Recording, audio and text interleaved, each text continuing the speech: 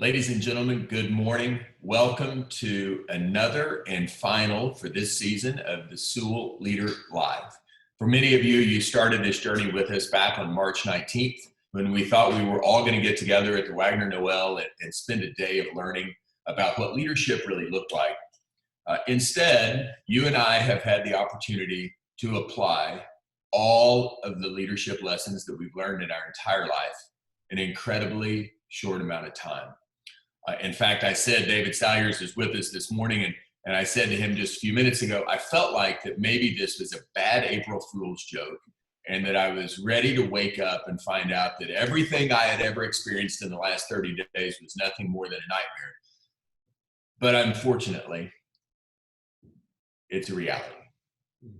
And so for us as leaders, as people in our community, across our nation, this is an opportunity for us to really lead.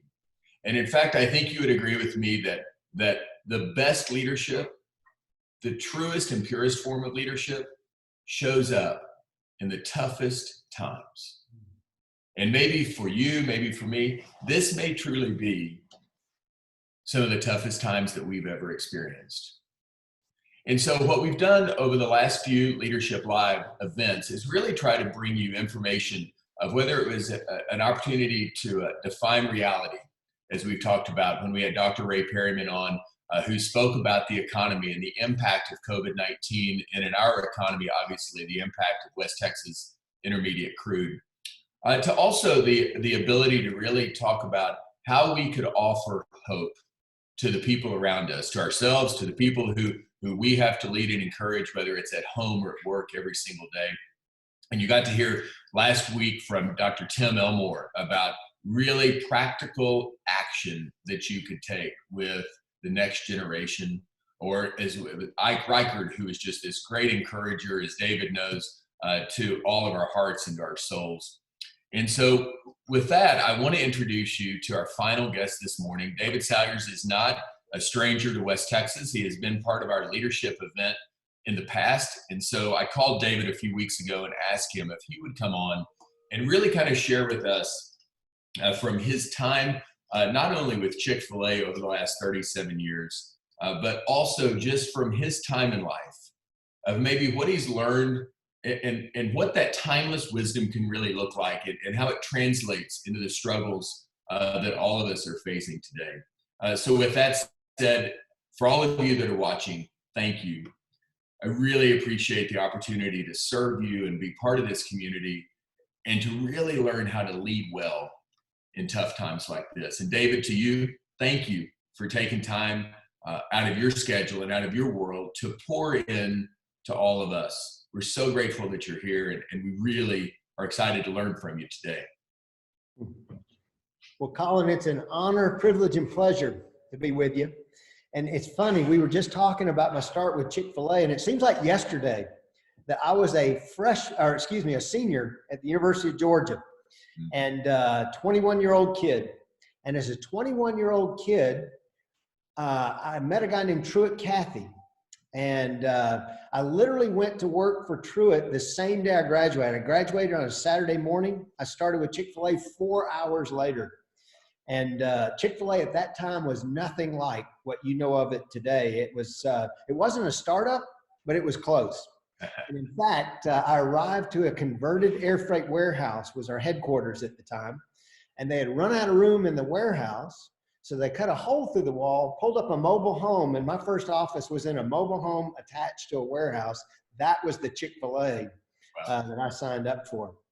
And at that time, as a 21-year-old kid, if you had asked me about my future, I had a definite picture of what the most remarkable future I could think of looked like.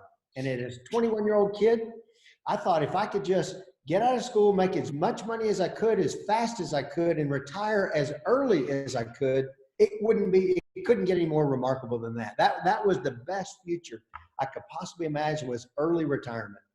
In fact, I'd set a goal to retire by age 35. I thought if I could retire by age 35, I got this game of life won. Instead, by meeting Truett Cathy and going to work for Chick-fil-A, I found something far more remarkable than early retirement. something I couldn't have even imagined existed had I not seen it play out before my very eyes. You know, it's interesting. If you think about early retirement, what that basically tells you is you want to stop doing whatever you're doing as quickly as possible, you know? And what Truett modeled for me is something far different. Instead of finding the job I could retire from early, you know what I found? The job I wouldn't want to retire from. That's awesome. See, that thought had never crossed my mind. As a 21-year-old kid, work had been portrayed to me as a dirty four-letter word. You know, something, thank God it's Friday, something to be avoided, something to be endured, something that we had to do.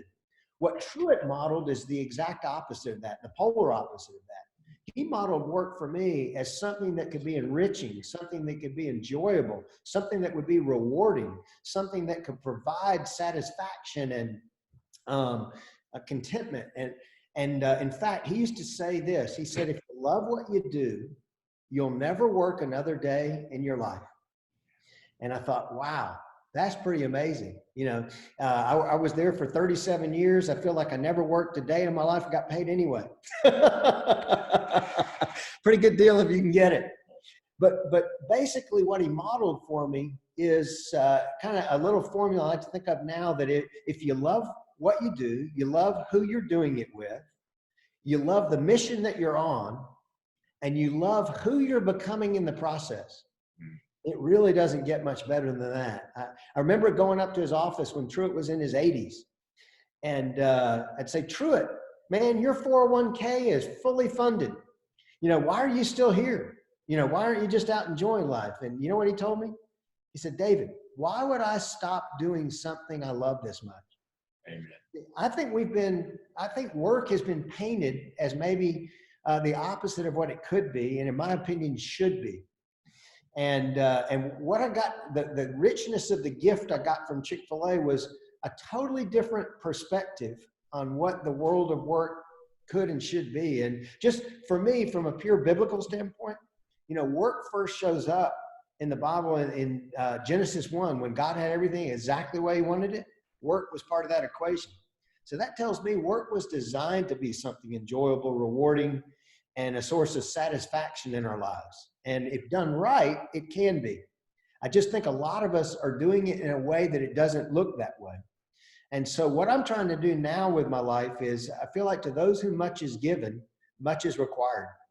So I feel like I was given so much at Chick-fil-A for 37 years that now I feel like what's required of me is to help recreate that experience for thousands and thousands, if not millions of other people who deserve to have that kind of a rich experience, a rich, rewarding work experience.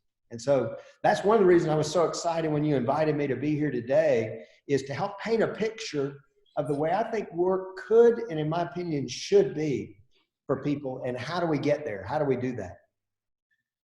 David, you've said a lot. I have a question that I want to ask you about when you said that you loved what you did and you loved your work. Yes. I have found it, and maybe you found this in a lot of cases, that in your career, that a lot of people felt like that they have to change their address to find a job they love. So how did you, in 37 years, there had to be days that probably weren't as good as other days. There had to be days that you go, gosh, I don't know, this is tough. So what happened that you didn't feel like you had to quit the job you had? In other words, I don't love this job, so I need to go find a job I love. How did you learn to love the job you had for 37 years? Yeah. Well, it's interesting because I get asked the question all the time. You know, fundamentally, I think that the central organizing idea to have a job that you love has to do with the culture that you're in. Okay. Culture is the central organizing idea. And if it's a culture that's formed around the idea of value creation versus value extraction, you know, that's an important component of it. If I'm there to extract value from other people and all that all day, it's not likely to be a source of satisfaction. But if I'm there to create value, so it's all around some central organizing ideas. But people often say, well, my culture at my work doesn't look anything like Chick-fil-A's. Well, I think you do have a couple options there. One is One option would be to change your address, go to a culture. Right. If that option doesn't exist, then I think another option that I've seen work is to create a culture oasis in the desert of the rest of you. You could create a subculture within the culture. There you go. Is like what you would love to have. And what happens is the minute you create that, other people want to be part of it. And all of a sudden leadership starts to take note of it and your results start to reflect it. And so you can create this center of excellence, maybe in the middle of a culture of mediocrity. And people will start to see the results. People will start to want to join the team. And all of a sudden a movement has been created and a mission has been created. And so you can create it as a subculture within a broader culture is a way to approach it. Yeah, that's great advice. I think, and I don't know who said it originally, but there have been people that said, some people accept their lives, and some people lead their lives. So if I heard you correctly, I think one of the things you're saying to us is that you may not be able to change your address, especially in an economic environment like we have today. But you and I can change the attitude that we possess, and then we can influence and help change the attitude of those around us. Bingo. Yeah, that's exactly right. Because we take responsibility for our own actions and take responsibility for our own lives. Mm-hmm. That's great. It could be like a subset. If you got an individual franchise within a broader organization, it could be that, or it could be a department, within but whatever scope of influence that you have, that's where you can be the change that you'd like to see in the world. Yeah. That's a great statement. Well, listen, speaking of changing in the world, obviously in the last 6 to 8 weeks, we've seen a lot of things change in our world. I think we probably now more than ever realize that we truly are not isolated just to our own zip codes or to our own states, or obviously even to our own countries anymore. So could you share with us your take on what we are experiencing as Americans now and as people and also as Christians, if that's something that you would want to share with us? Absolutely. Well, it is an interesting time. And in my lifetime, I've only seen a few times like this in my lifetime, but I have seen a few other times like this. I wanted to comment on what I'll frame as the upside to the current downside.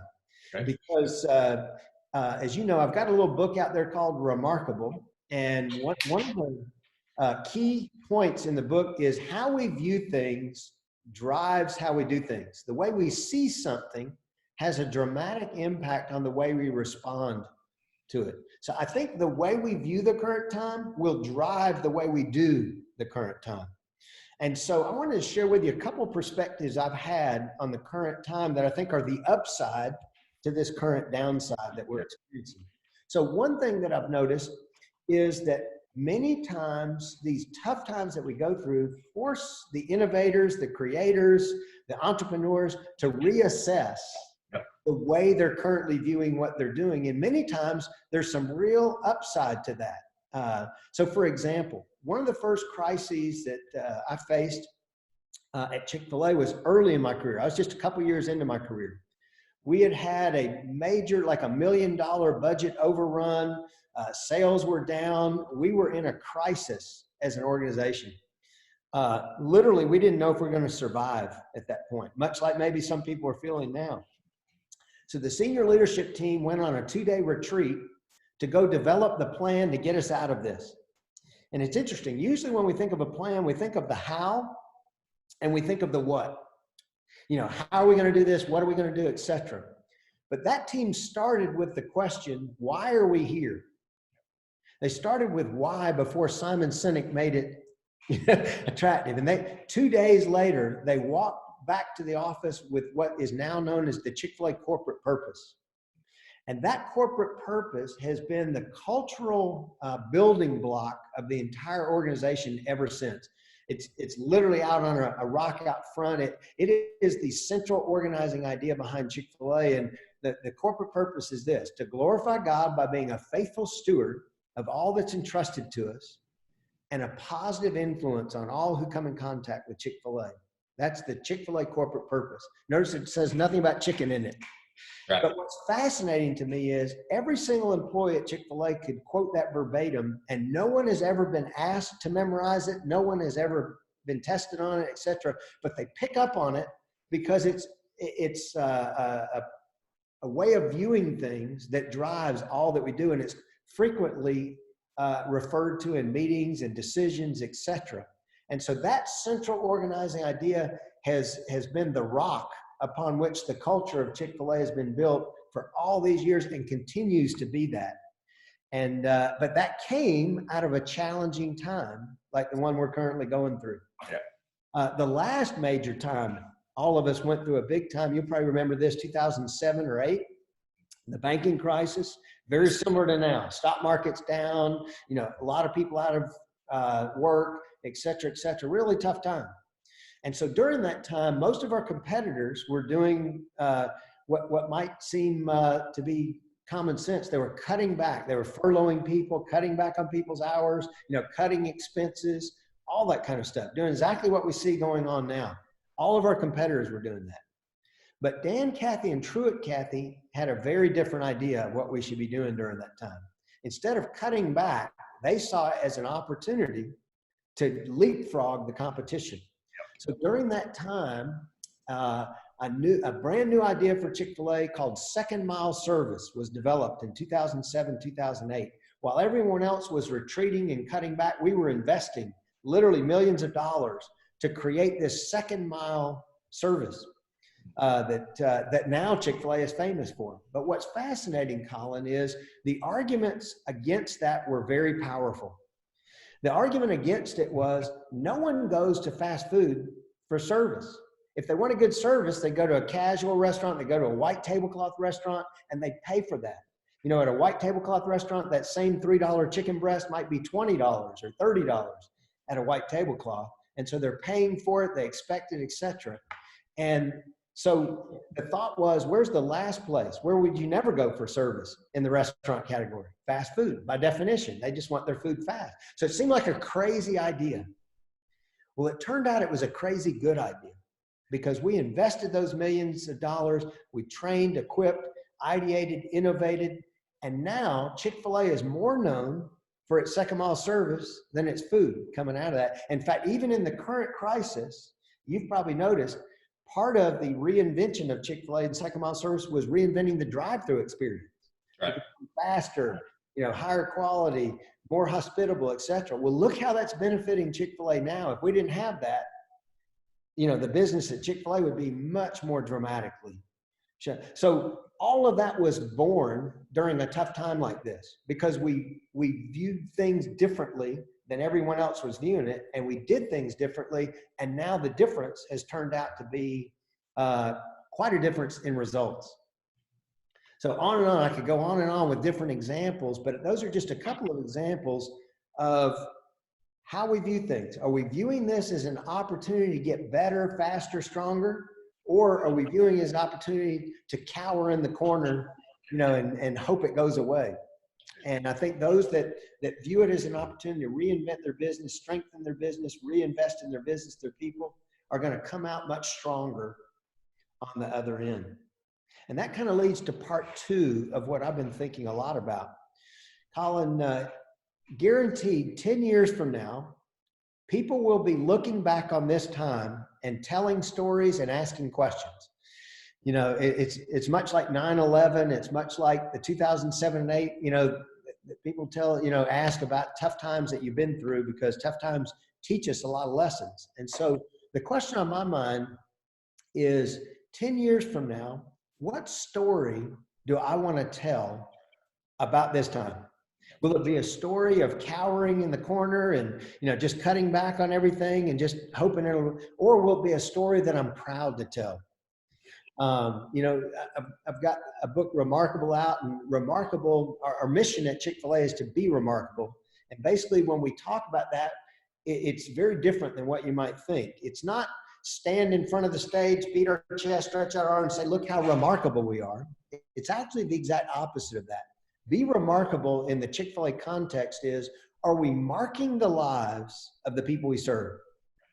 And at the end of the day, will we look back on a career and on a business that did things worth remarking about, that customers were remarking about, that our team members were remarking about, etc.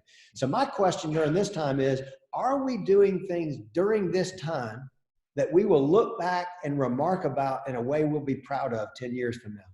Will we have made a difference in other people's lives? Because if you want to be remarkable, there are very few times better positioned than a time like right now, where so many people have so many needs. I mean, what you're doing right now, what we're doing right now, where you've invested in this time with all the Sewell LeaderLIVE events, you're investing in you'll be proud of what you did during this time to help all these other people succeed. And a time when people are looking for inspiration, it's a time of desperation. And so there's a bigger need to be remarkable right now. And so I feel like that's what I want to spend my time doing, is how do we take people who have lots of needs and invest in those versus focus on our own needs and cower during this time. Does that make sense? Absolutely. So will we be proud of, will we have a story worth remarking about 10 years from now? And what would it take that we're doing this month, this week, today, that we'll be proud of 10 years from now when we look back on this time? That's one of the things that's really consuming a lot of my time. And the organizations I'm personally working with, we're all asking that question. How can we use this time to be of service to our fellow man, to make a difference in other people's lives? Because those seeds that we plant during this time will reap a major harvest when we get out of this time. Wow. That's powerful.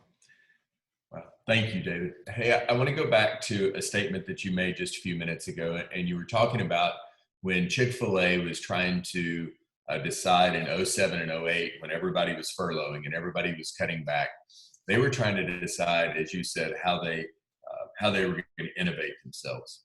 What do you think was either the beliefs that Kathy's had, or the beliefs that the leadership team had, that allowed them to even have that thought?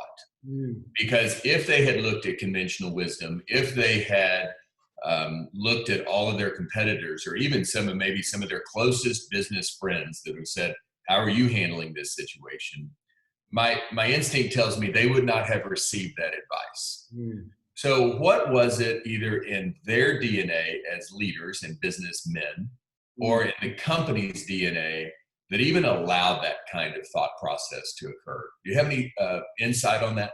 Yeah, that is such a good question, Collin. And that's a central question to the success of lots of organizations. And what I would tell you is, one of the words we use very frequently at Chick-fil-A, and I specifically in the world of marketing used to love, is our marketing and our business is counterintuitive. I feel like counterintuitive. What's the intuitive answer? And that's the one that most people are going to go with. What's the counterintuitive answer? Literally, when we would start a marketing program, we would study what the competition was doing and generally do the opposite of that. Because generally speaking, I think of the 80-20 rule. 80% of what we did at Chick-fil-A and what we do in most businesses is exactly the same as what our competitors do. You know, for instance, with Chick-fil-A, we buy land, we build buildings, we have drive-thrus, we have, cash registers, we clean tables, we clean bathrooms. 80% of what we do is exactly the same as our competitors do. But 20% of what we do is dramatically different. And almost 100% of the difference in our business is in that 20%, not the 80%. The 80% is kind of the commodity. It's just the price of being in the business. So I think in a time like this, 80% of the people are just going to do the same things as everyone else, but 20% of the people are going to do things counterintuitive, dramatically different. So I think that's one aspect to it. I think the other aspect to it is probably most people right now are thinking about short-term needs and short-term wins for short-term gains. I think what really drove Dan and Truett is they always had the long-term in mind. It's not what do we need to be doing today to benefit us today or tomorrow. It's what can we be doing today that's going to benefit us for the next 10 years. It's kind of like the next 10-year question. 10 years from now, will this matter? Not 10 days from now, will this matter? And I think most people that are making all these short-term decisions will make short-term decisions that benefit them in the short run, but only for the short run. And the real winners coming out of this will make long-term decisions. They'll make decisions that don't necessarily benefit them in the short run, but will be hugely beneficial in the long run. And if there's anything I saw in Chick-fil-A and the Cathy family, they play to win for the long run. And we have to live in the long run.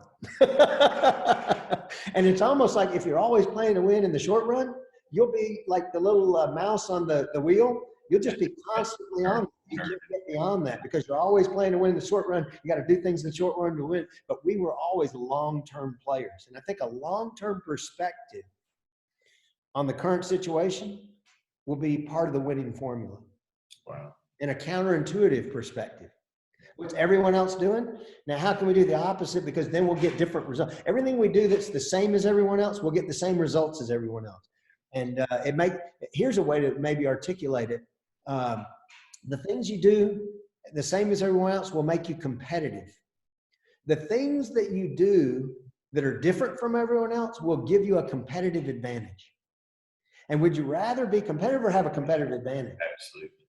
And I think the entrepreneurs like a Truett Cathy, they're always looking for a competitive advantage, not how do I be competitive. Does that make sense? That's pure gold is what it is. That is pure gold. So I love the statement about the 80-20 rule because it is so true, whether it's in my business, in the retail automobile sector, whether it's in the restaurant business right now. We've seen some of the greatest innovators come out of tough times like this. And in fact, I think you would say, even if we look at Truett Cathy's start at his first restaurant, I mean, that innovation That's a good point. came out of one of the toughest times, because if I'm not mistaken, there was a major downturn in the economy when he started his first restaurant. Yes, no doubt about it. Yeah, he actually started his first restaurant right after World War II. And in fact, times were so hard economically, he had to sell his car in order to raise enough capital to build his restaurant. And the metal was so rare at the time that he had to literally go collect nails from all that. I mean, it was a really tough time that he was, that original restaurant was born. And you're exactly right. A lot of our biggest innovations, a lot of our great leaps forward come out of tough times like this, if that's what we're looking for. But if we're not looking for that, we won't see it. We won't find it. So, you just made a statement that you probably didn't fully realize, but you said a minute ago that the Cathys always thought long-term. He was thinking long-term even when he built his first restaurant, because you said he had to sell his car. Yes. And most of us today would say, well, what do we do without a car? And what he was saying is, no, long-term, this restaurant, this investment, what I need to do right now is more important than how I'm going to get to work. Yes, you're exactly right. I want to go to a second thing. You talked about marking people's lives. Could you speak to what you think would be examples of how a company today or how an individual today can truly go out and mark someone's life? Could you expound on that just a little bit more for me? Sure. Right now is actually a great time to be talking about that. Think about, as you look around, all the havoc that has been wreaked on people.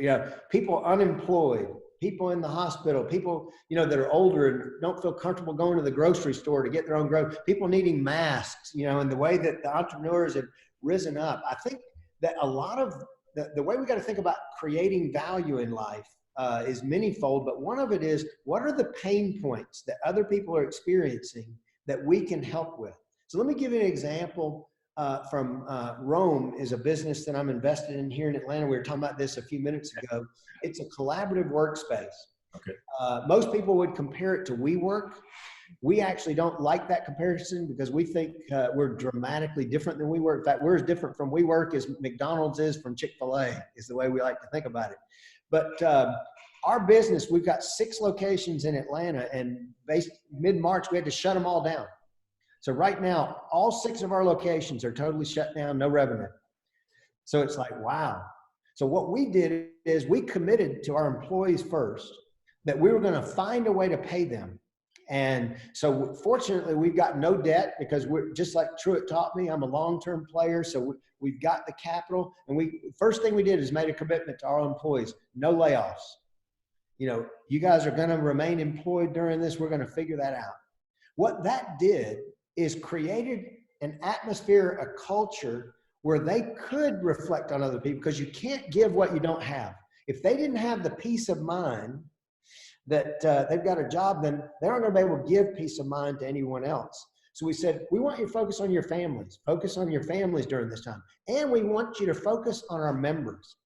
So what they've been doing, all of our Rome employees have been focused on, we've been sending notes of encouragement out to people. We've got some people that are in a more risky category health-wise, and a lot of them have their mail delivered to Rome. You know what we started doing? Delivering from Rome to their home. That's awesome. We've got people who didn't feel comfortable getting groceries. We started delivering groceries to our members because we've got all these people on our staff that we're paying. So instead of paying them to come to work every day and show up, we're saying, how can we create value for other people? We started a little Zoom series like what you're doing, and we're inviting in speakers, and we've had experts on different topics that are going to help all of our members get back on track. One of the most popular was about the PPP loan situation. When all that was going on, we had an expert come on because we've got over 1,000 members of Rome. Most of them, probably all of them, would qualify for the PPP loan, but they didn't know how to get it. And so we had an expert come on, and boy, that program, by the way, has been great for Rome because we applied for it and got one of those loans. That's helping us in our commitment to our employees to keep them employed. But we made that commitment before that program existed because we wanted them to have the peace. You know, there's an expression that peace of mind is the greatest wealth in the world. You know, and so we wanted them to have the peace of mind so that they could then take what they had and give it to others. And what's interesting is in a time like this, when you're giving to others, you know what that does for you? It makes you feel great. You know, it's, you know, all of our employees feel like they're out there marking the lives of other people, making a difference in the lives of other people. And they're freed up to do that because we've tried to create a culture and atmosphere where they're not so self-consumed with their own needs that they have to focus on themselves. We try to create a situation where they could focus on others. And when they do, it accrues back to them in the form of motivations, inspiration, and they'll look back on this time 10 years from now, and they'll be proud of the story that they have to tell. And so we're having brainstorming sessions about how can we support our members? How can we mark the lives of people? And they're coming up with incredible ways to do that. So that's just a small example. Yeah, that's awesome. David, let me ask you a question. So you said at the very beginning that the culture of an organization is really what drives or sets it up to be a place where people can really find joy at work. And you just described this amazing situation where you elected to be counterintuitive to probably tons of your cohorts in the industry of all the businesses that you're involved in. You said, we're not going to do layoffs. We're not going to do furloughs. We're going to actually pay people. So there's a mindset that you have that after maybe, you know, your life of living in 37 years in the business world with Chick-fil-A, that you've developed a belief system that allows you to be able to make decisions like this. So what would you say to the person who hasn't fully developed a belief system like that? They're watching today and they're saying, I love, David, what you do.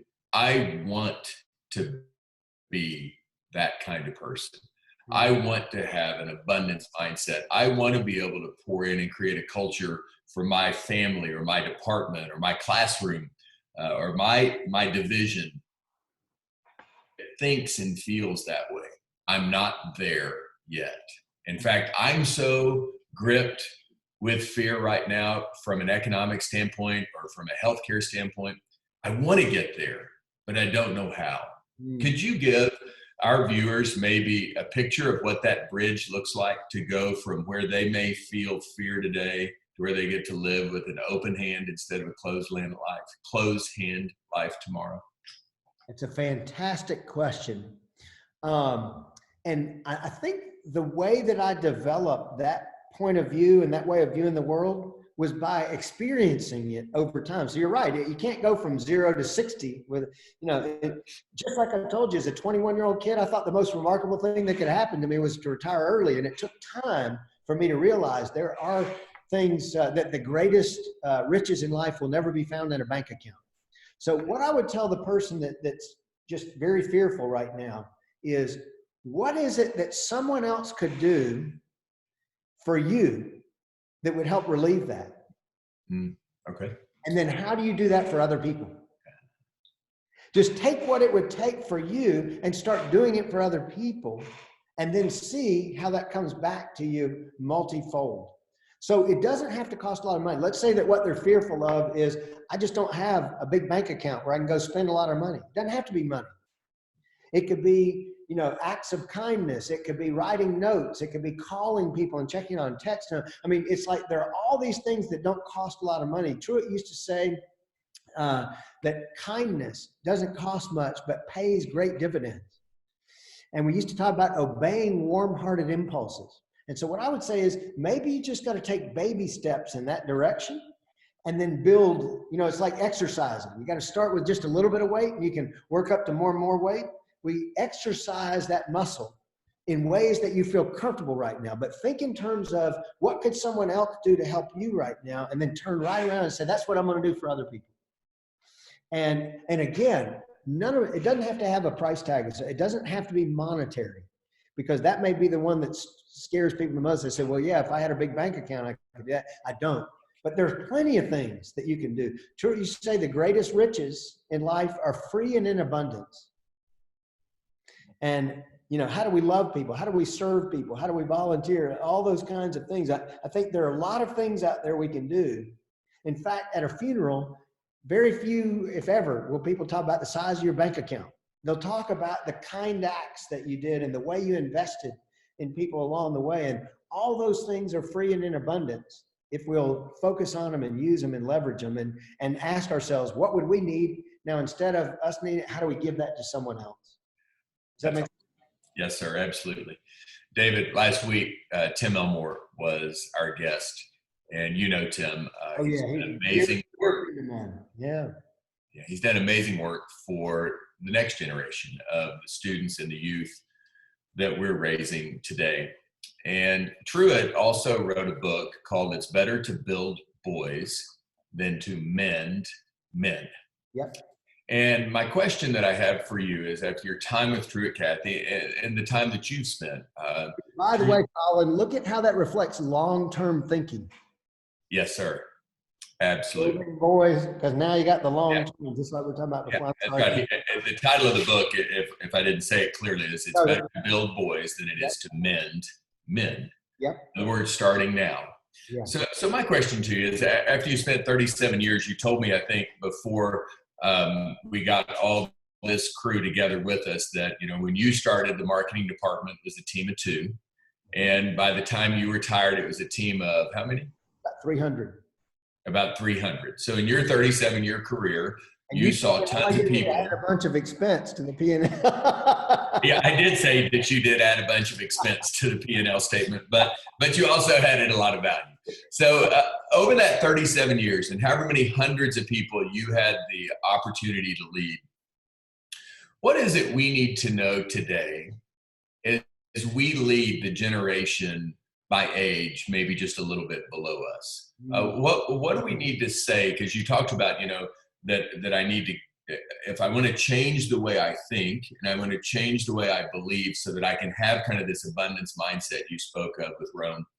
What is it that we need to be saying and helping that next generation with as well? What experience or advice would you offer us?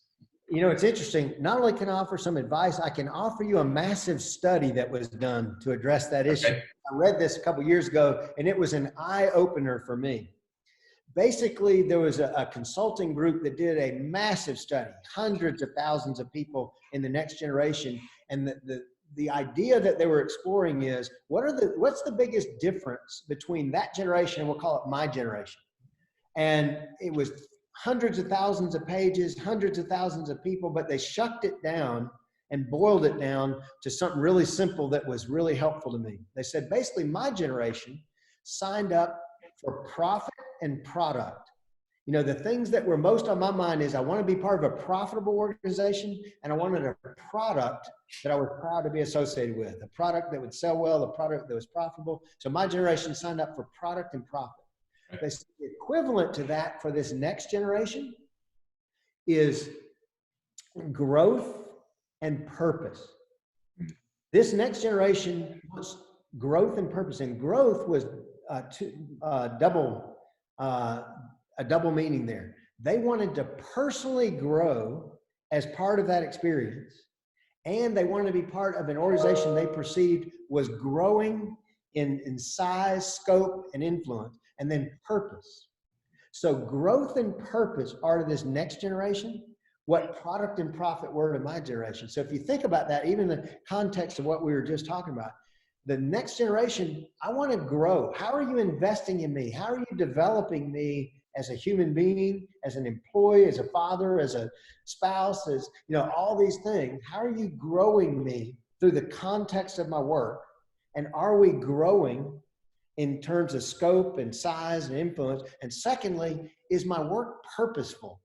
Do I feel like we're marking the lives of the people we serve, et cetera, et cetera? So to me, broad categories for the next generation, if you can be a company that allows people to grow and gives them purpose, you will be a talent magnet for this next generation. And that's part of what we're trying to do at Rome. Rome is built on growth and purpose. We're a growing organization, but we're growing people. Like during this shutdown, we've done all kind of investment in our employees, all the things we never had time to do when we were too busy, because we were too busy. Now we're doing those things. So we're growing our people, because if you grow the people, you'll grow your business. Truett also used to say that businesses don't succeed or fail. People do. So if you want a successful business, it starts by bringing in successful people and growing successful people, which means you've got to grow them as people, and that will grow your business. You know, Jeff Henderson, I think, was on your Leader Live here maybe a couple weeks ago, and he shared with me this contrast between, you know, the average company uses people to grow the business, but remarkable companies, they use the business to grow the people. That's powerful. That's powerful. Yeah. You know what I have said before is that that you never want your team to feel like they are the tool. Yes. Because if they're the tool, then they feel like they've been treated like a commodity instead of something that's precious and valuable, right? Yeah. And so, to your point, we want our business to be the tool.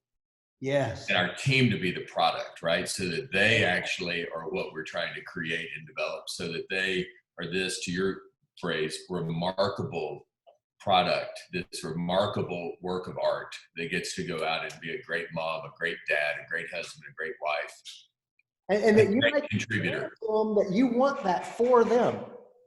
Absolutely. As part of their work experience. You want that for them. Because too many times we've almost made work as the evil empire with the family, like it's the alternative to the family or something. But why couldn't we merge those two? Why couldn't we use your time at work to make you a better father, mother, you know, spouse, you know, citizen of the community, etc.? Why do those two have to be polar opposites and be, you know, acrimonious to each other? Why can't they be merged? And I think that's what this next generation wants, is they want a more holistic view of life than there's work over here and my family over there and community service over there, and never the three shall meet.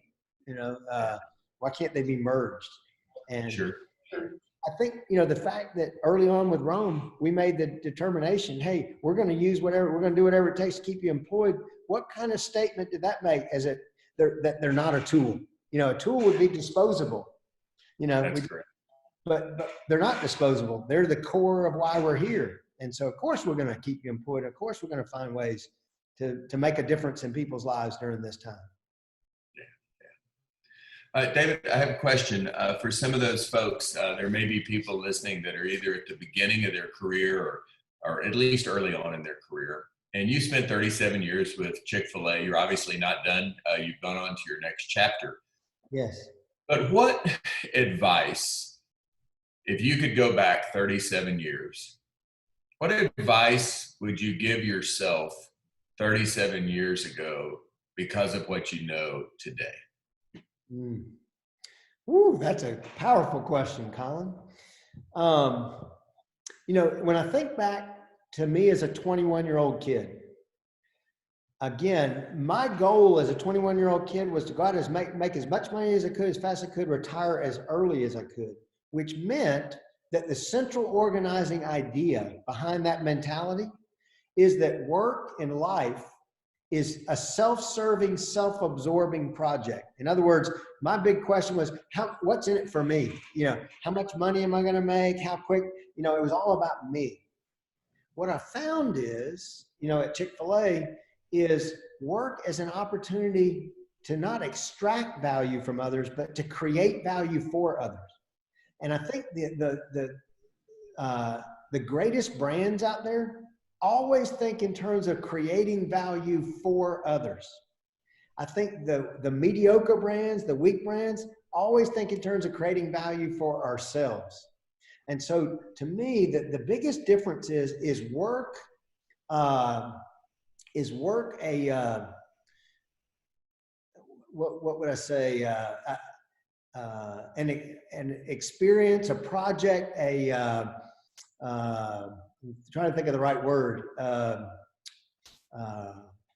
a journey of self-aggrandizement, self-absorption, all about me, or is it an opportunity to use the platform of work to enrich the lives of other people? Maybe that's the easiest way to say it. Is it a self-enrichment scheme, or is it enriching the lives of others? And so to me, what Truett modeled for me was maybe this is the better way to say it. It's such a good question. I want to give you a better answer, so maybe I'll shuck it down. I think most people view work as a get-rich scheme. They start a business so they can get rich. As a 21-year-old kid, I thought my career was all about getting rich. I think work can and should be not a get-rich scheme, but a be-rich scheme. Because being rich is about enriching the lives of other people, using our resources to enrich the lives of other people. Getting rich is about trying to take from other people to enrich our own lives. And I think that maybe the most core differentiating idea from me as a 21-year-old to me now is I started my career as a self-enrichment scheme, a get-rich-quick scheme. I now think of work as a be-rich scheme. And those are totally opposite. And be rich is so much more enriching to our own life than a get-rich scheme and a self-enrichment scheme. Because in the end, when you play that out for the long haul, it's a life that you look back on and you're not proud of. And it's not very remarkable. It goes back to that, what story do you want to tell, right? Yeah. So 10 years from now, to your point, now 37 years, right? Yeah. The story that you're able to tell about your career with Chick-fil-A is a story of be rich. Yeah. A story of not what you can get, but what you can give. Yes. Not what you can earn, but what you can share. Yes. And maybe even it was John Maxwell that talks about the law of significance when he said that one was too small of a number to achieve greatness. Well, I think at the beginning of our career, we're thinking about success. At the end of our career, we are thinking about significance. Absolutely. And success is all about ourselves, and significance is all about other people. And so you're right there. Yeah. David, we're going to start running out of time pretty soon.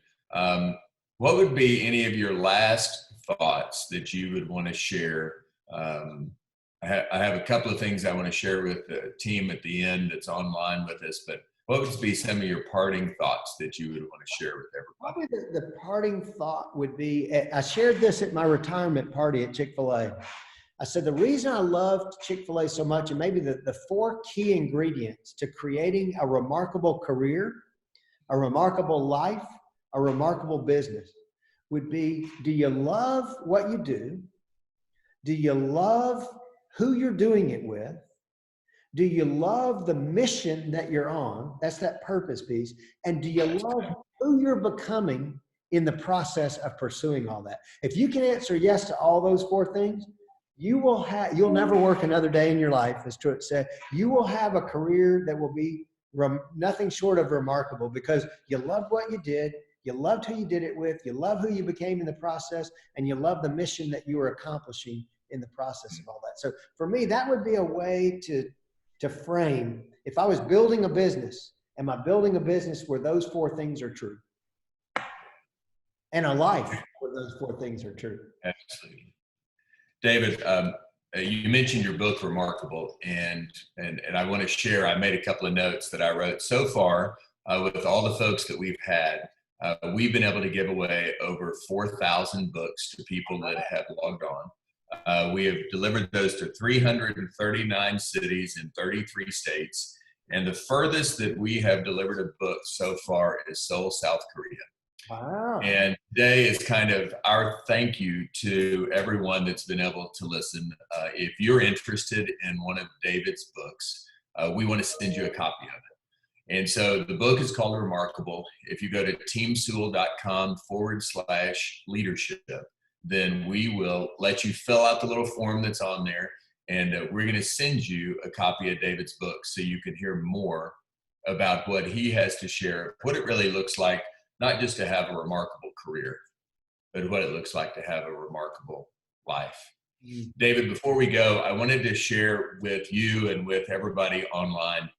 I read a while back from a gentleman by the name of Kent Keith, something called the Paradoxical Commandments. He wrote it when he was 19 years old at Harvard College in 1968. It had such an impact on people across the globe that it was actually given credit to that it was Mother Teresa's writings, because as one of the authors of a book that was being written about her, as he traveled to her children's orphanage in Calcutta, these commandments were written and framed on the wall of her orphanage. And as we kind of close out an amazing series of leadership talks over the last few weeks, I wanted to share this with you and with everybody online. So let me read it to you if I could.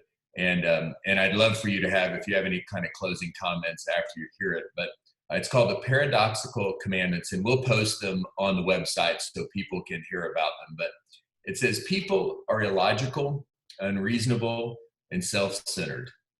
Love them anyway. If you do good, people will accuse you of selfish, ulterior motives. Do good anyway. If you are successful, you will win false friends and true enemies. Succeed anyway. The good you do today will be forgotten tomorrow. Do good anyway. Honesty and frankness make you vulnerable. Be honest and frank anyway. The biggest men and women with the biggest ideas can be shot down by the smallest men and women with the smallest minds. Think big anyway. People favor underdogs, but follow top dogs. Fight for underdogs anyway. What you spend years building may be destroyed overnight. Build anyway. People really need help, but may attack you if you help them. Help people anyway. And finally, give the world the best you have, and you might get kicked in the teeth. But give the world the best you have anyway. And I wanted to share that with everybody because I think in a time like this, it's so easy for us to want to pull in, to think that we have to take care of ourselves first. And by all means, we should make sure that we are healthy. But life really is about us helping other people. And I tell you, David, what I love most about the Paradoxical Commandments is that it was written by a 19-year-old. And I have found in my life some of the greatest wisdom I've ever received have come from people actually younger than me, because it's true that wisdom is good throughout the ages. Mm. That is spectacular. That is amazing. They talk about out of the mouths of babes, comes some of the great wisdom. But, that's really appropriate for this current time too, Collin. It's like the world seems to be collapsing around us, but be remarkable anyway. That's right. It's easy to do all these right things when things are going your way. But what makes it remarkable is when you do it anyway, in spite of what's going on, not because of what's going on. And that's what makes, the things that make a difference in life, the real riches in life are never found in a bank account. They're found in the relationships that we enjoy with other people and the impact we're able to make on other people's lives. So I think that's absolutely beautiful and stunningly beautiful, actually. Yeah. David, thank you so much for taking time away from your family and from your businesses and from your schedule to be with us today. I know for a fact that you have impacted people, you've encouraged people today, and I know that we are all wiser because of the time that we got to spend with you. Thank you very much. And our entire team that made this possible, for our marketing team, for everybody in our organization, thank you. I really appreciate all that you do to make our communities stronger and our communities better. And as a result, I will say to you, like my great-grandfather, my grandfather, and my father would have all said, the sun does come up tomorrow. And we will be here one way or another. Yes, sir. We will be here. So may God bless you all. Thank you so much for all that you do. And we'll see you soon.